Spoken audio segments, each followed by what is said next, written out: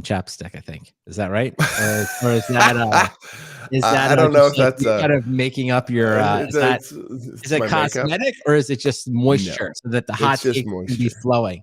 Oh yeah, it's so you don't hear my lips smacking. See It's how good. no friction there. Like, That's a nothing on the nothing on the podcast mic. tip. Like you gotta like clear your voice Well, and that part I have have trouble with. moist lips. I don't think we do any of this correctly. So when I say they're tips that I don't think we follow. But Hey, you know what, nonetheless, Brandon? I'm not eating this podcast. they're small victories, Matt. It's like I tell my son's always like he's telling me he wants another dog, and I'm just like, man, how about just clean the room? No, Just clean the room. no. Like, small things, right? Like you don't have to take on a whole nother pet. Can't we just clean the room, pick up stuff, do your homework? Like keep it simple, man. So Oh I'll take man. a no eating from you is as good as it's gonna get. So Yeah. all right. I mean, let me show you I'm something real just putting quick. in the thing there. Um, So. Well, for those that are streaming, watch wait. all the way to the end. Just gonna tease this out because Matt's gonna give us an update on what was not orange juice. No, it was not apple juice. It was orange juice that you spilled. Yes. So Matt's going to give us the update on that, which I did make the executive production decision last week. I did include your picture in there. I don't know. I was like a little bit, but it was in the. Check was out only my in the picture show for this art. other webinar. It's not even us. Oh, what's this one? Let's see what's this. Oh my gosh, Matt, right? This is just outrageous. You have to be, I can't, that's unbelievable. They actually use that as the I can't oh my believe they gosh. used that. Oh my gosh. Well, at least they know you. They're like, this is the Matt Ray This vibe. is on brand. This is the Matt. I'm gonna put that in the streamer so the streamers can see it. The Matt Ray vibe. That's the Matt Ray vibe. That's crazy. That's crazy. That is. I don't know. I don't know what. I feel we need a whole follow up. I mean, I wasn't eating or anything. I was just like having a sip of my coffee. I was gonna say it's legit. I'm just surprised. They're like, you know what we need? We need Matt Ray. Like just like with a big. It looks like a Yeti cup going there. Maybe it's totally a Yeti. Yeah. It's like let's get Matt's Yeti cup. Oh, could be a Stanley. Or is it Yeti? Oh, it's Yeti. Maybe we should have that whole debate. What's better, Yeti? Well, that's the problem is I only have Yeti, so I can't compare. So I'm like, I don't know. It's all good. We have it all in my house. We've got the Yeti, we've got the Stanley, and we've got the knockoff Arctic. Do they all use the same lid? Not that's what I need. Like Stanley. The Arctic and Arctic spelled RTIC, I believe. So Arctic, and then the Yeti, they're compatible. Lids are compatible. The Stanley's like it's like the Unix or the Mac OS. I don't know which is like easier to use. Maybe if Yeti's like the Windows, then Arctic's maybe like this is falling apart, Brandon. It's a glass. It's a cup. It's bad. Let's just kill that. You're right. So yeah, my Yeti, one of my Yeti lids, it lost the little magnet thing for keeping it shut. And so I was like, oh, yeah, I'll just look on Amazon to see how much replacements are. And they were like $30. And yeah, like, definitely. No. There's many. I have done this. There are many knockoff replacements for Yeti lids that are cheap. Well, all that's missing is a little magnetic closure. So yeah, I don't need that in my house. I don't if you really lose that. We just get the ones with the little flip top. It's just been demoted to like the non-closing kind. Yeah, that's how it goes. It's like, well, don't lose the other lid, So otherwise, you just buy a whole new Yeti cup. It's the cost of replacement is just like why not? Right. Well, I've got like 3 of the regular tumblers, so I have 3 lids and only one broken magnetic one, and then I've got like the super big gulp size. And I took the magnet off of that one and put it onto the regular. Smart. I like it. Yeah. So they're at least compatible across sizes. There you have it. We solved your Yeti problem. All right. Well, we got to go hurry up today because everyone's got stuff to do. So you ready to roll, Matt? I was born ready. All right. All right, Matt. Well, one of the articles I see kind of written over and over is something along the lines of tech's broken promises. Streaming is now just as expensive and confusing as cable. And what they have gone on to say in this latest article is that the Financial Times recently reported that a basket of top U.S. streaming services, so that's kind of all the popular ones, I guess, cost $87 this fall compared to $73 a year ago. But more importantly, compared to a average TV package was $83 a month. It Is reported. that really true? So I mean, that's where I want to start. Yeah. That's where I want to break this entire thing down. Because first of all, I don't know what I was doing wrong, but my cable bill, which was really a satellite bill, was significantly higher than $83. Yeah. And I'll tell you the place that they really stuck it to me. Equipment fees, taxes, and multiple TVs. It's like if you've got multiple TVs in your house, like each TV is like $5 or $8, and it has some tax. And then they would just like make, as far as I can tell, is make up charges. This is like the HD cost. This is the DVR cost. It's like, you just kind of need all of this. So by the time I was said and done, I was always well over $100, and I'm not even counting premium services. So I was gonna say 200. Yeah. what was did it include your high speed? No, I got that. Now that I have my whole cable, or I guess my internet has always come through a completely separate entity, at least for me. So at first, I just want to compare with Australia here. It's like I don't know. You probably never even had basic cable in Australia, but what do you know what it would cost? I don't. I've never even looked into cable. I've been full streaming since I've been here, and I bought an over-the-air antenna, and it just wouldn't work with my TV, so I returned it. So I am like literally streaming only. All right. So my question, let's start with this question. So I think we're sort of like midway between this conversion of linear TV to streaming. So it's like maybe 5 years ago, there's a couple streaming services, but still a lot of stuff was still just cable only, right? So I'm going to say now we're kind of 5 years into it. So I'm going to say we're 50% of the way there. We're kind of in this weird spot where like there's a ton of streaming services, but there are still very specific programming, mostly sports, that is stuck on cable TV, right? I'm screwed. Yeah. And if you're a sports fan, which you and I are, that means we're just paying more. And I've just accepted that. It's like it is what it is. Yeah. Now, I think, and this is where I was going with it. It's like I think though we're just at the mid. It's like you're the marathon racer here. Like you telling me before the show you're doing like a 30K race. Come on, it's like we're at the 15K midpoint of your 30K race. You're 15K and you're like, do I really want to do this? Like, do I really want it? But of course, like once you get on the other side and it starts to come down and gets lower, like you pick up a little bit of adrenaline and be like, we're getting to where we want to go. And I think that's what we have to say. It's like right now it's confusing, and it maybe the perception is it's more expensive. We can debate that in a second, but I still think we're headed where we want to go. What are your thoughts? Well, I mean, definitely, I miss some of the sports stuff. I think we're a week out from college football season, which is the only sport I care about. And I couldn't watch the Matildas, the women's soccer. We couldn't watch that, but I just found it online. So threw that up. You couldn't watch the Women's World Cup in Australia? What? Huh? Is that true? Yeah. Oh, it was on broadcast TV. It was a big deal. Oh, they didn't even. I don't know. I just know over the air. I mean, it's right there. Yeah. No, I'm saying I don't even have over the air on my TV. Oh, okay. I couldn't get over the air to work. I have a bad TV. Okay. All right. It's the whole thing when you think you're going to live somewhere for a year, and I've just got the sunk cost fallacy of like I've got a 7.5-year-old TV that doesn't have a remote. And this is doesn't do over the air. This is just immediately as soon as you get as soon as the show ends, you just drive right to the nearest Costco and just buy yourself a new television for $250. Well, yeah, maybe it's not a bad idea. All right, but back on track here. So back on track.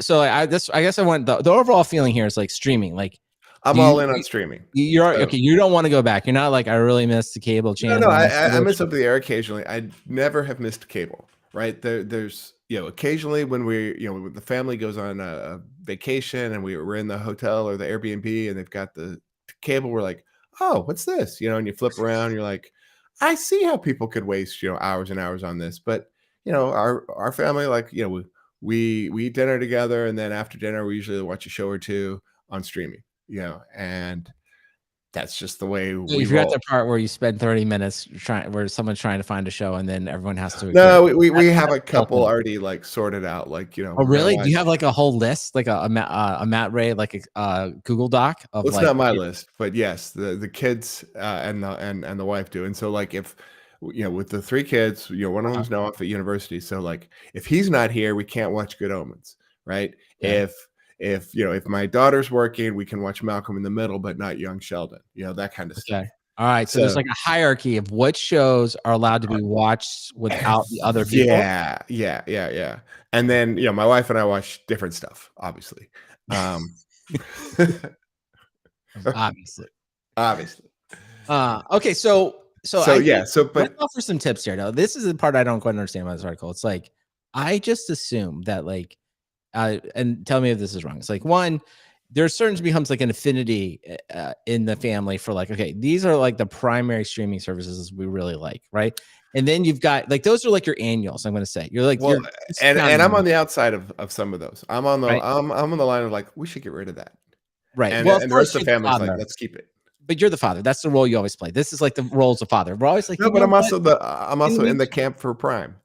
Right. So I agree. It's like, let's just get rid of this. But anyway, the family kind of comes to some agreements. Usually like Netflix is usually like kind of like, I think a lot of people see that Netflix as is like, still in, it's like a Disney's must still in. have, right? And Yeah. then, but then you start to go down the list. And I feel like the thing that people don't get is like, it's nothing to like sign up and cancel these Oh things, yeah, right? yeah. Like Showtime Stars. I think those are very secondary services. Like they don't need to be in Very. there. But if there's like a show or two on there that you maybe hit the free trial, maybe even go $10 promotional package for 2 Yep, months, yep. watch what you want, and then you just kill it, right? Yeah. So that's the part, like, I guess we could say it's work, but it feels like fine. It's just like, yeah, just sign up for the ones you Well, don't like. and I think that's the problem most people have with their streaming service bills, like, getting out of hand, is they're like, they don't take the time to just be like, I haven't watched, Apple in a month. I'm just gonna kill it till I have, enough momentum to turn it back on. And that's where we've achieved that state, right? Where we've got Amazon from Prime, we've got Netflix, we've got Disney. They've all stuck around, but I've killed Hulu, I've killed Apple. We did a trial with Max or Mhm. whatever the That's right. Australian one is. Correct. Uh-huh. Um, I killed Audible yesterday. I got my Mhm. free books and then I killed it again. Uh-huh. Um, and then we're still on the family Spotify, which I'm like, yeah, it's killing me, but the whole family loves their Spotify. So yeah, if you're a savvy consumer, which most people aren't, right? Most people are not using ad blockers. It's that kind of craziness that um you have to like level up just a little bit, or or they're all gonna just be like, passively sucking $100 a month out of you, and keeping those statistics up. Well, the other thing I would like to say that I utilize, or that I've heard, this is it, hypothetically, I've heard other people utilize, is you can take a more generous view of your family and who's actually in your family, like the bigger family, the in-laws. Okay, you could maybe, for example, like hypothetically, somebody gets a really good deal on Max because they're like on the AT&T program, and hypothetically, another group gets a really good deal on Netflix because they're on the T-Mobile, right? Because all these things. So, like hypothetically, if you take like a more, if I will say, encompassing view of your family, you can also, if you will, distribute those costs across multiple households. And I find So this. somebody at Netflix has you on a list now, I'm Brandon. just saying, I find this very, very nice, especially too, like if you have some people, maybe you have some like people that are, let's just say broadly Gen X, kind of like ourselves, right? And then maybe you have some older parents or something Yep, along yep. those lines. And honestly, they have no idea what any of this stuff is. So you can kind of like strategically share some with them, or not me. I'm not saying me. Hypothetically, you could strategically share some with like your older people in the family. Make sure that you're keeping them in the loop, and then maybe amongst your siblings, your in-laws, you kind of come to some kind of agreement about like who's getting what. So that's another very easy way to, if Well, you will, distribute the full cost over there's a that, larger but then group. back on the live sports, I was my son's got he big NBA fan. He buys the league pass, Yeah, right? love it. Hmm. All the games, and he's Yeah. watching them on his phone at 5 a.m. or whatever. Hmm. Um, and but then sometimes, because we're in Australia, they think he's in LA. Okay. And they're like, you can't watch the Lakers or the Clippers because of regional blackouts. He's like, I'm 7,000 miles away. So Exactly. So, he has learned that uh just go to YouTube, search it up, and pretty much all live sports are being streamed on YouTube, and it's just a whack-a-mole of, there's like they'll have like a floating logo that moves around to mess up the stream identification, or they'll flip the image. So if you have a high tolerance for BS, you can watch live sports. Well, I think there's something to it. Like Gen X sort of like kind of figured out password sharing, but Gen Z is just like, no. They're just like, we just go. Gen Z is just like, I'll find the stream wherever I want. And they're like, yeah, I don't even bother with that. I will be, because like I think Gen Z, they're always just like, oh yeah, I found the stream of this and I'm watching this, and it's like they think it's like nothing. There's not even a thought of a password. They're just like, no, we're watching some weird stream out of some foreign country. Exactly. There's like Slovenian advertisements at the bottom. It's like, it's what awesome. Are you guys doing? And then you're like, well, what can we say? You've taken it to the next level, which I'm proud of Gen Z for that. Well, I mean, and then there are other folks, perhaps in my family, not who just like show up with a drive, and they're like, hey, you want to watch Oppenheimer? And you're like, I'm not going to ask questions, right? Yeah, you're like, you don't know where it came from. You're like, it's amazing you bought the license for that movie that's not available yet, but that's fantastic. So exactly. So if you are ethically flexible, your watching opportunities are endless. So maybe we should say here, man, as we wrap this subject, we should say it's not really tech's broken promises. It's tech's it's let me say it this way. It's the education of the rest of the world on how best to use tech's new features of streaming. And if you can take full advantage of them, I think all of you can save. None of the people listening to this podcast should be paying $87 a year for all of their streaming. I'm just going to say that, like, if you're on this podcast and you're paying $87 for all those streaming, either you're just extremely rich, which congratulations to you, or we'll put the Patreon back on for you. That's right. Or you need to do a little homework, right? Come on. Everyone here is capable of like doing a little homework to getting that bill down to about $50 a month, which is probably what everyone wants to be at. Right. So, all right, well, good. Now that we fixed that, and I'm just glad we got that, let's now fix VMware. So this week was VMware's big conference. It's VMware Explored. This is the one, I believe they were in Las Vegas, and I did watch the keynote. So first thing I want to say is tech keynotes are hard, Matt. That's all I can say. Like, every time I watch a tech keynote, I'm like, man, like I get paid to follow this stuff, and like, gosh, there are just a lot of acronyms and stuff. So, and I do think everyone has watched too many Apple keynotes, because it's like people are trying to do that style at time, and I'm like, you just can't. Like, this is VMware. You're not gonna, there's just like not a phone. There's not like, you're like, what is going on? So one, I want to come out here and just say, like, tech keynotes are hard. Okay, I just want to put that out there, and I think anyone that goes up there, and puts out the best effort, a lot of respect to that. Now, the thing that was really interesting about this one is that the acquisition of VMware by Broadcom, I think we're almost like 2 years, I think, into this. I think it's like a year and a half, 2 years, something like that. So it was announced that it has now cleared the regulatory agency of the United States, the UK, and most other places. I think there's one more. I think it's just China's left. And I don't think there's any belief that they'll hold it up. I say that and, watch something happen. So I kind of like, this is such an interesting, because I feel like the acquisition, basically this quarter or very early in the fall, should essentially be complete. So I could not help but watch this keynote as everyone was coming up and talking, right? I kept thinking to myself, I wonder if this person's going to be here next year. Like, I don't know. Is that the wrong way to speak of the keynote? Like, I mean, I'm just like, it's kind of like, harsh. Is this a reunion, or is this like a send-off? Last hurrah. Yeah. Like a last hurrah, like a last great party for VMware is kind of and it wasn't so much like the announcements were life-changing, and we'll go through them. It was just more like, hey, we all know. It's almost like when your company is about to be acquired. I think you've been through this a couple of times, Matt. Yeah. And it's like it's not closed yet, but there's like a real vibe to the conference that this could be it. Well, and everyone's just like, this is going to be. Did they announce the conference for 2024 yet? Did they buy a 2-year deal with the hotel? I know they have the European one. The EU one is at some point, but I don't know. So I don't know. I think we have to then grade this keynote sort of on, like you said, like a little bit of a last hurrah vibe. Just like, I understand VMware, they would all say like, it's business as usual, nothing's going to change. I understand that.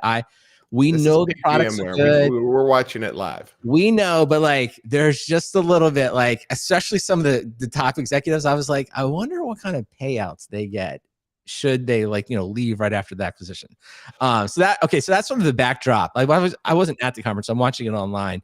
So that's kind of just what I got. My feeling was, now they went through a couple of these things. One was the vSAN Max, which I swear it felt like they were coming right out of the Apple playbook, like vSAN Max, and then what is it? I was about to say NSX Plus. NSX Plus. I was like, it really did. I was like, I think they've been in the Apple meetings. They watched so many Apple keynotes. Did they kill ESX Mini? That's my favorite. I don't know. I have no idea. So, I don't even know. Like, it's so interesting watching the keynote because they're like, you try to, I always just like VMware, that portfolio has just always been so dense to me. It is and so everything hard to gets understand. like another rename every year. That's the best and it's part. like, so all I can say from this, like, because they went up and they talked about, NSX, vSAN Max, and it was like, all my feeling was just like, okay, yeah, like, sounds good. Like, I don't even know what I would want. Like, I don't know. It just felt like kind of just putting a new coat of paint on like a card that's running pretty well. Yeah. Like, I mean, like, was there anything? I mean, is there anybody who's like waiting for the keynote to upgrade? They're like, boom, I'm gonna hit it up. Monday morning. That keynote was amazing. I got to go upgrade all my VMware infrastructure. It's like, no, people are gonna like. This just rolls into like a 2-3 year plan. They're like, okay, you announced it. Now we got to go do some purchasing for some hardware that supports it. We'll budget for that 2024 Q3. Well, I agree. And it just feels like, fine. And I think the reason, I guess, it's maybe kind of interesting, it kind of goes back to the acquisition. It's like, well, I kind of think of those two announcements together. It's like, this is the cash cow. You're just like, oh yeah. You keep this stuff running. You throw on a Max. You throw in a Plus. Nice, Next week, you know what? You know what they should use next year? Ultra. You throw in an Ultra on both of these things. We're all gonna buy it. Everyone's gonna buy it. Everyone needs VMware. There's nothing to it. No. So if I don't know if it's pessimistic or optimistic, it's like, this is the business I believe that Broadcom is really buying. It's like, you have all this revenue, and so go ahead. Yeah. I am fully on board with this is the peak of VMware. This is the last hurrah. This is the moment. This is it. Because right now there's probably people who watch this keynote and they're like, yeah, that's a nothing burger, right? I'm gonna have to buy hardware for that. Or I'm gonna have to continue to invest for whatever these new features are. And I'm looking at Broadcom says they're not going to raise prices. They're going to raise prices. Or they're not going to raise prices on the software. They'll raise prices on the support. Or they're going to come after you. Everyone knows that's coming. And if I'm if I'm a Kubernetes vendor, I mean, and not even like the Tanzu Kubernetes. I'm just saying, like, if you're Red Hat, if you're Amazon, whoever, the playbook you're working on now is, you hit up the legacy VMware migration story. You start talking about kube, whatever the VMs on Kubernetes project are. You start working on a really good migration story because that there are going to be people who are like right now making plans for 2024 to get off of VMware. And, it has nothing to do with the quality of the announcements they made. It's the change in business. Well, you're hitting on, like, it's sort of like the hallway keynote. I think the hallway keynote is like, listen, nobody knows exactly what's going to go down, but there's feeling that there's going to be some kind of price hikes. Hey, what's everybody doing? Are you going to Red Hat? Are you going to Kubernetes? Are you doing something else? Like, what are you doing? How much are you willing to take, if you will, some type of price increase before you're actually going to look at some type of migration opportunity? Because I think that would be like if there was like an informal keynote, it would be like a real keynote could have been like this. It's like, what should you do if VMware raises prices so high that you feel like you got to migrate? That would have been like the number one session attended, right? Because everyone is just like looking around. I hear this from like clients. I hear this from industry people. Everyone's just like, hey, I heard Broadcom's going to raise prices and so. And again, like complete speculation. I have no idea what's really going to happen. But like that to me is the number one theme going around VMware right now. And if you are a VMware competitor, which is a lot of companies, that has to be your sales playbook for the next year. is you have to have, hey, we're hunting them on their pricing. And so you have to have a migration story to your product that is ready to go. And if you haven't made that plan yet, congratulations, you just listened to our podcast. You now know what you need to go do, marketing people. But that is the sales plan for next year. It's get your VMware costs under control, and probably it's a migration. I like it. You can't just sit on your hands, because they're going to raise prices. Yeah, no, I like it. So okay, that's number one. Everyone needs to be ready around the VMware stuff. Now, the other announcements here, we'll hit on them quickly. One was they have this VMware expands Tanzu to accelerate app delivery at enterprise scale, which was a lot of words. I kind of took it to mean that sort of like getting along this platform engineering world, you could sort of, if you will, order up the environment that you want. You would say like, this is what I'm looking for. I need this kind of security. I need this. It's kind of like what you would do when you just talk to the VMware, like you'd message the VMware admin, like, hey, can you spin this thing up? I need this. I need that. I need a little security. I need that. Is it new? So, see, that's the thing. It's like, you're telling me this. I'm like, I thought they did that. Don't know. Like, listen, like, this is why this portfolio is so dense. Like, you could say that about everything. You could be like, I thought vSAN Max already did that. And I'd be like, I don't, I mean, now we sound like Cote talking about Kubernetes. I thought it already did that. I mean, I kind of think so. I feel like VMware does everything now. Like every time it already does, right? You're gold plating your gold. I think the traditional VMware like does everything. It literally does everything. Like, I'm never on a call where like, oh, VMware doesn't do that. Now, what you sometimes hear is like, you can do that. It's complicated. Now that I hear, that I kind of get, but like, I've never really heard like, no, we can't do that in VMware. No. They can do that. They can do that. The other big announcement was everyone has to have an AI story. So what they did here is they invited Jensen, I think is it Hong, from the CEO from NVIDIA up on stage. One, I mean, charismatic guy. Say what you will. Like, he was in the black leather jacket, the black shirt. He really took over when he was up there. He was definitely owned the stage, right? And he gave away like 5 GPUs, founders editions, whatever. I have no idea why. I mean, people seemed excited. I was just like, I get you can't get GPUs, but like in 5 years, this thing's going to be worthless. So he's just handing them out on stage. Yeah, there was some kind of raffle. So what? You're just like, you're sitting in the front row and you're like, now they were going to give a data center. There would be some kind of drawing or something along those lines. So if you needed one in the next, you could get it. But it was just like, oh man, I could add that to my home lab. Yeah, well, somebody is. So, in fact, I would love to hear if somebody knows who won it. It would be great to get a picture of it, because they showed like the box, but I'd like to see the actual like. I don't know if you all unboxed version of the GPU, and like because I think he signed it, the VMware CEO signed it. It'd just be like, I don't even know what the founders thing is. Because they're like YouTube videos of people getting like those big like 4080 big gaming GPUs to work on Raspberry Pis.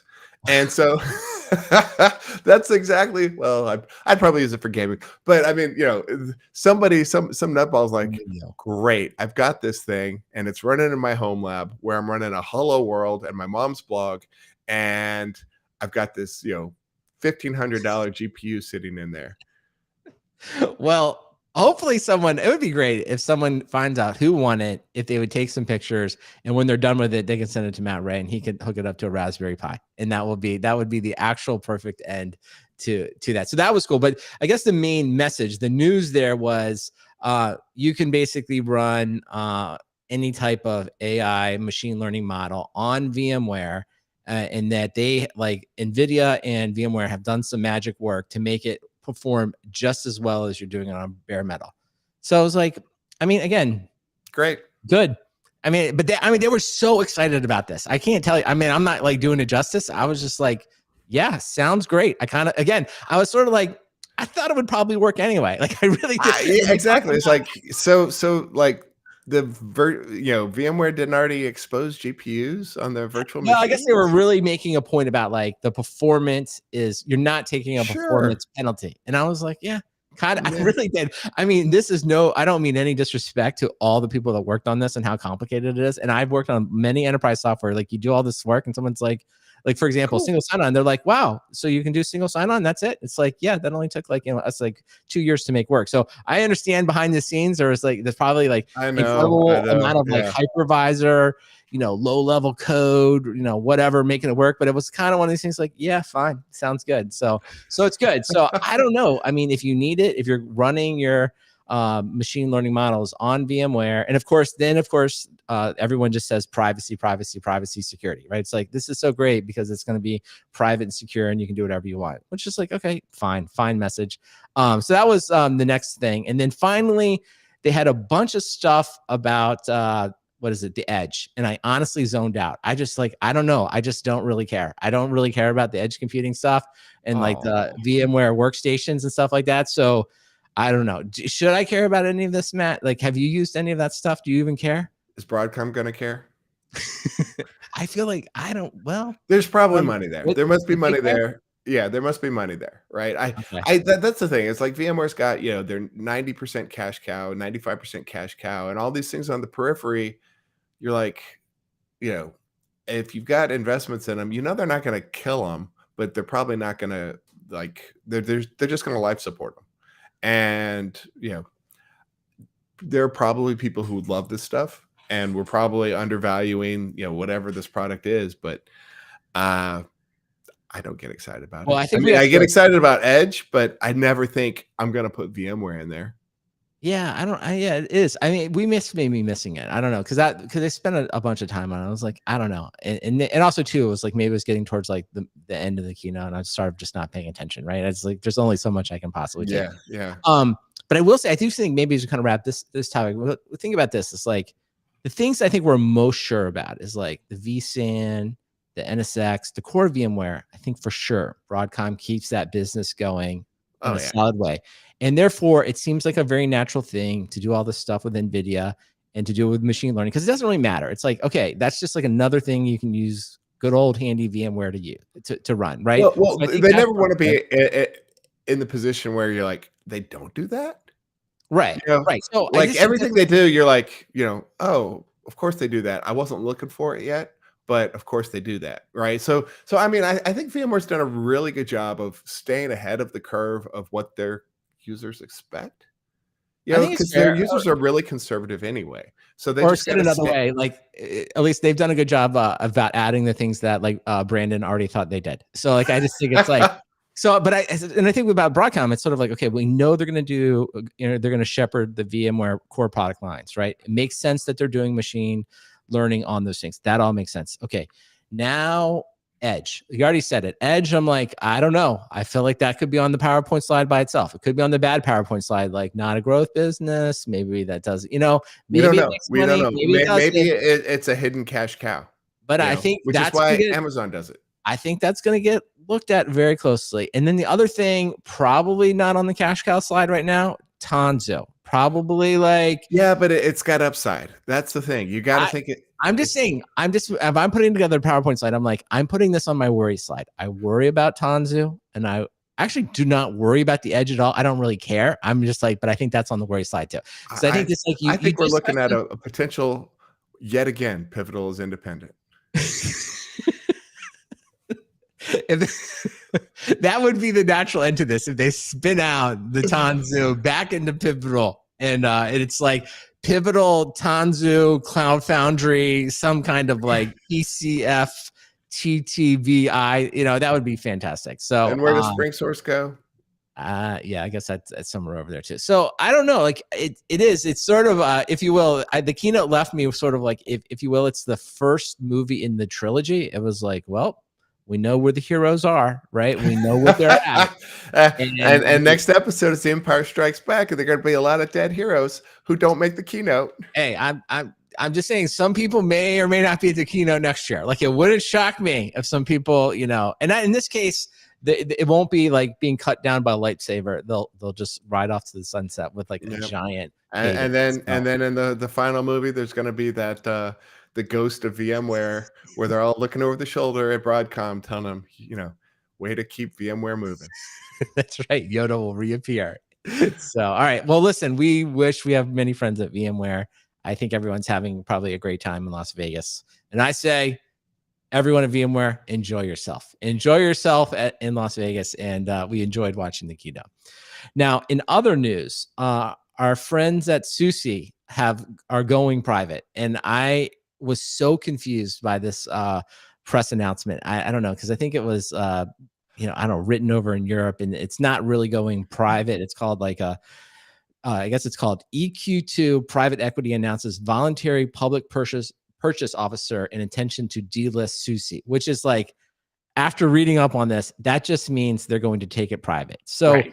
my question would be like, what's going on at SUSE? Like, do you like, what is the strategy? Like, I'm not saying this is a bad idea, but I just sort of like thought to myself, like, I have no idea what they're trying to do there. Do you? Do you understand like the global strategy of SUSE? Well, they haven't invited me into the boardroom, but their new CEO is he ran North America sales for Red Hat. Uh-huh. So, you know, just here are things that have happened since he got there. They now they're now supporting a Red Hat distribution. I mean, okay, and he's taking them private. They're leaning into to as much of Red Hat's playbook as they can, just to take that business from them. So they didn't kill Slevs, but they still have they're now part of this Enterprise Linux Foundation or whatever it's called, and I think they're just trying to move into that space any way they can. And private equity, like, I know we had a good thread on it back in Slack where I think I might have called it hospice care for businesses, but I think in this case, like, this is probably a good opportunity for SUSE. Like, the PE company already owned like A lot of it. a lot of it. I think they already were a majority owner, and they've just decided to like delist them because they own enough stock that they can just make that call.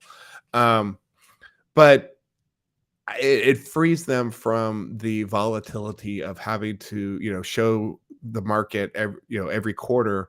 Oh, we're doing this. Oh, we're doing that. Here's what we're planning. Here's what's coming. It's free to that. Like, SUSE can just kind of focus on making their big let's go storm the Red Hat castle move, and I'm here for it. I think usually I'm on the trending negative on PE, but I also recognize, like, I'm also on the trending negative for being a public company. So I think this is a good opportunity for them. So you mentioned it in your comments there. So I guess it's Oracle, SUSE, and is it CIQ? They're the ones The guys that launched behind the Rocky. yeah, exactly. They're the ones that launched the Open Enterprise Linux Association. So that was all kind of spawned out. We covered it in detail, the Red Hat controversy, right? Red Hat's no longer going to make its source code publicly available. So those three have, if you will, partnered up and now under the umbrella of Open Enterprise Linux Association. So you could say, I mean, I guess one strategy is that group, and then SUSE's like, we're going to go private and we're going to use that as the wedge to start winning over, if you will, disgruntled Red Hat customers. And so I guess that's, like, to me, the open question is, like, are the Red Hat corporate buyers, let's be real clear here. I'm not talking about the open source, but like the people that write the checks to Red Hat, or those large enterprises, will they be sufficiently motivated to say, yep, I want to go with an Enterprise Linux Association version, and that's what I'm going to standardize on. And then the people behind it are Oracle, SUSE, and CIQ. Like, I don't know, like that. that part I think is the harder. I mean, I think Oracle and SUSE are just going to use it as lead gen for their products. I don't think there's a. I think the CIQ folks are going to put Rocky in the middle of that, and it's going to become like the CentOS for that foundation. Yeah, that makes sense. And I think the other people like SUSE already. If you're buying SUSE and you've got your SUSE sales guy there, here's try this one. Tell him we've got some workloads on CentOS. We're not moving them to SUSE, and you know what he's going to say? We'll support those as the same way we support SLES. They will straight up support RHEL or SUSE, CentOS, or Oracle Unbreakable Linux or whatever. They're already used to doing that, so they've got that in their playbook. They're used to like picking up those workloads. They're really just there to make sure you don't forget about them. Yeah, because the other announcement that came out, sort of unrelated to this, was SUSE Manager announced, I guess, Ansible integration becomes fully supported. Which again, as we know, Red Hat is the ones that bought Ansible. So it's like, so I guess this just leaves. I mean, just the most simplest analysis of this is this: like, well, SUSE is just just cloning Red Hat as much as it can, right? And that's the it's I like, think yeah, they're being more transparent in what they were already doing, but yeah, Mhm. they're trying to like reduce any friction for migration between RHEL and SLES, and part of that, yeah, you got to have a little Ansible support. I think they forked off of whatever the package, not Yum, but the backend package management stuff. They forked off that a while ago, but I'm sure they'll keep it around. Maybe the UI becomes a little more friendly for those RHEL enterprise folks.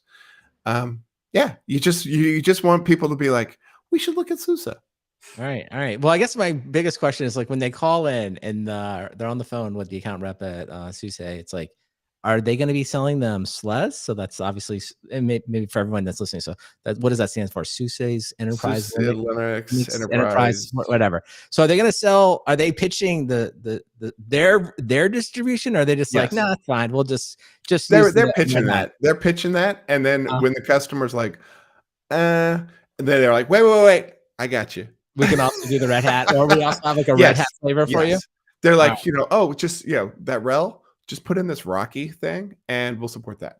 All right, so it makes sense. So then maybe, okay, so if we piece this all together, saying going private kind of lets them, if you will, figure this out over the next few years. Like And private, they don't have to worry they don't have about to report it, and they can figure out exactly what they're going to want to do. They can, kill off SLES, or they can support it, and they can they're not going to kill degrade it. SLES. Not kill it, I guess, just It's SLES is de-emphasize on. it. Just anytime you think about like enterprise Linux, realize there's at least 10-year contracts.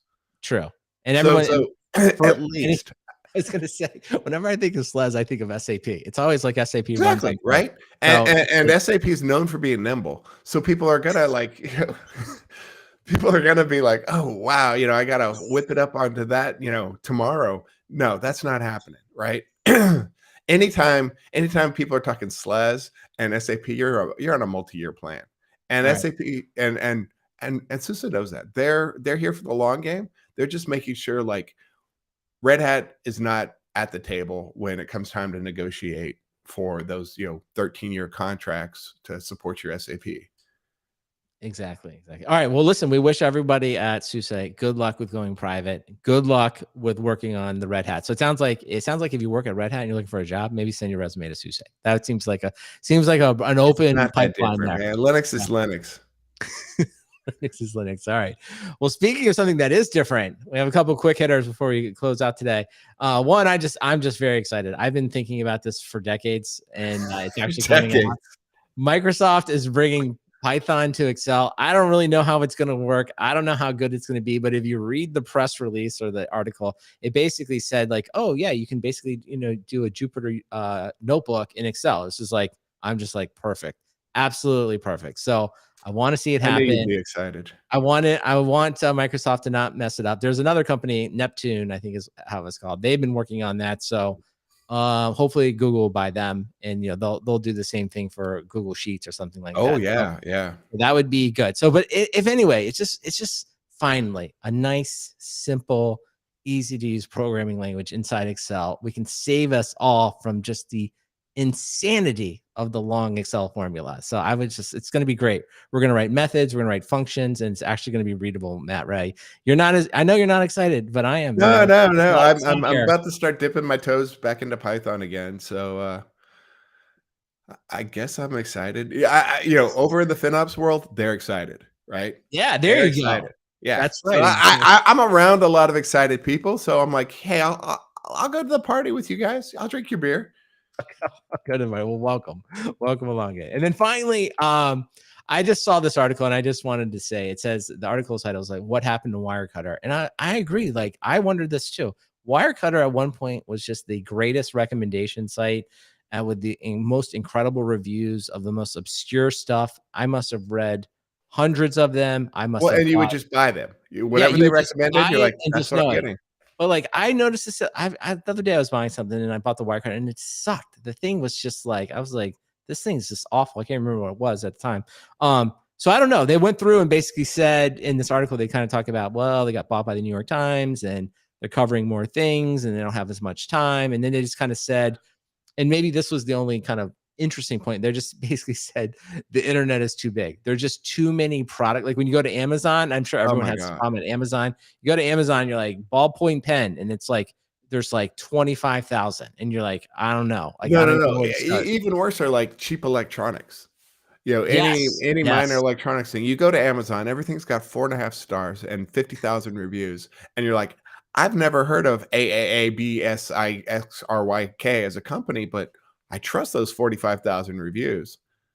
It's like you're hopeless against them because what's the cutter gonna do? Go buy 48 water picks and tell me which one's the best of 59 Chinese knockoff brands? They can't help me. I mean, they can't help themselves. There's like, because by the time they finish that review, there's 10 more brands. I agree. So I think that part I'm sympathetic to, and maybe that's why it's just become impossible to like have the kind of site they once had. So it's like I don't know what to say, but I am disappointed. And I don't know, maybe it is, maybe in a way it's kind of feedback to Amazon because it's sort of like it used to be some kind of rule of thumb, like if the reviews are in the thousands, like that's pretty It's safe. so broken now. It's It is legit, so right? broken. But now you're right. It's like I don't know if someone has 1,000 positive reviews and then you start scanning down and you kind of see some cryptic sentence that is either identical or like very changed in only a slightly way, you're like, oh, this is just like review spam. There's like 5,000 review. And so Yeah, I yeah. mean, if there's anything, talk about something we would like Amazon to fix. It's like, I don't know how they do it. I don't know. Maybe all their work on AI they've been doing is like, man, it would be great if they could But send they're not really unreviewed. incented to fix it because they've got this like marketplace of everything they make so much money on the marketplace, and then everybody in the marketplace has to buy ads to stick out above all the other spam. It's like they're enshittifying their reviews completely. They are there.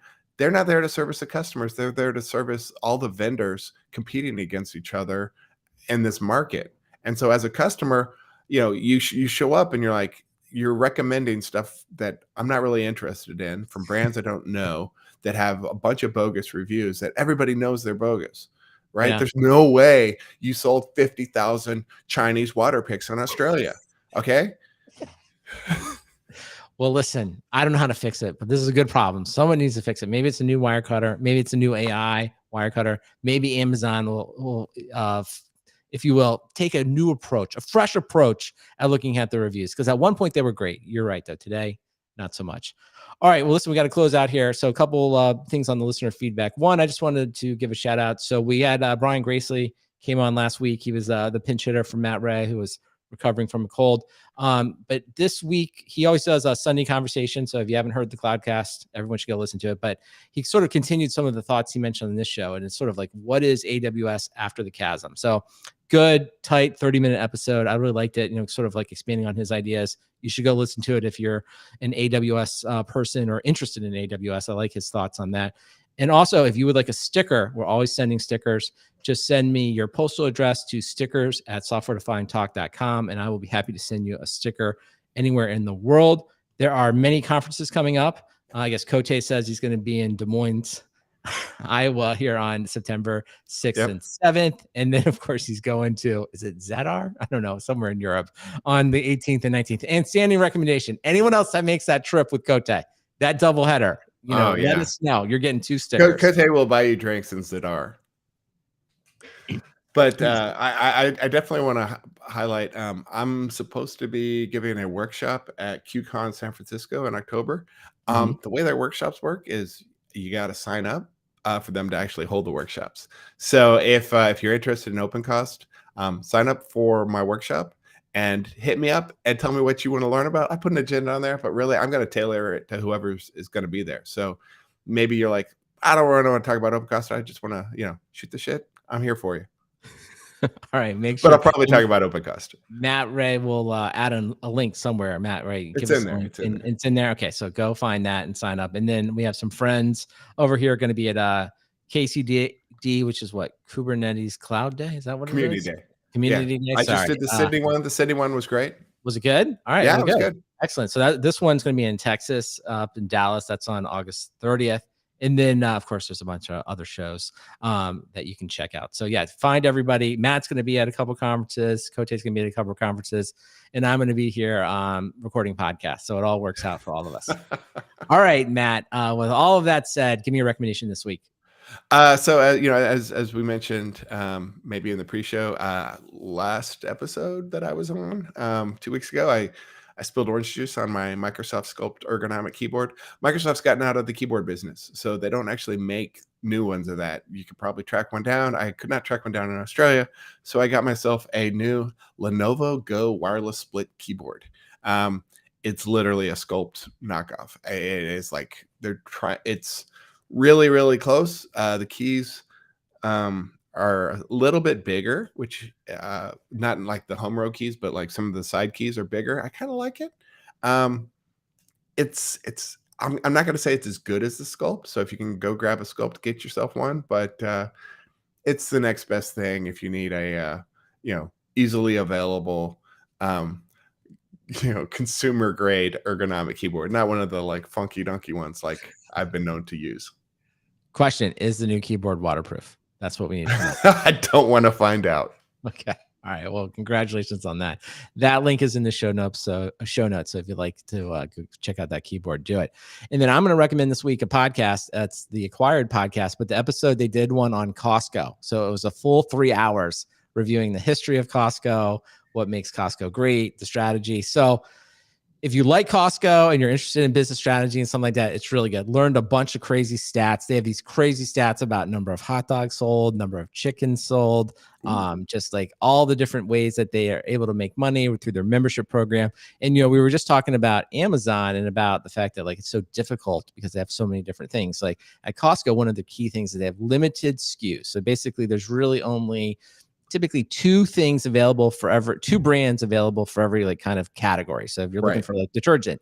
And so one of the things I kind of learned there was sort of like the Costco buyers are basically, if you will, they're sort of like a wire cutter. Obviously they're selling you stuff, but they sort of going out and figuring out like, what are the best products and like, what are the best deals that we can get from them. So if you're in Costco, there's somebody did some work to be like, they think this is the best laundry detergent and they think that should be sitting next to their Kirkland brand, which was incredible. That's another thing I learned. The Kirkland brand, which is the Costco house brand, is like unbelievably successful. It's just billions of dollars in sales, like bigger than like Nike, like all these other brands you would throw out. It's like unbelievably how big Kirkland is. So, there you go. That was a summary. So if you like any of the things I just said right there, go check out the Costco. And I think they did say like Costco's in a lot of international places. So I think it's down in Australia, it's in Asia and some other places. But like you probably heard us mention on the show, if you're in a country that is never like, you have no idea what it is, you should listen to that.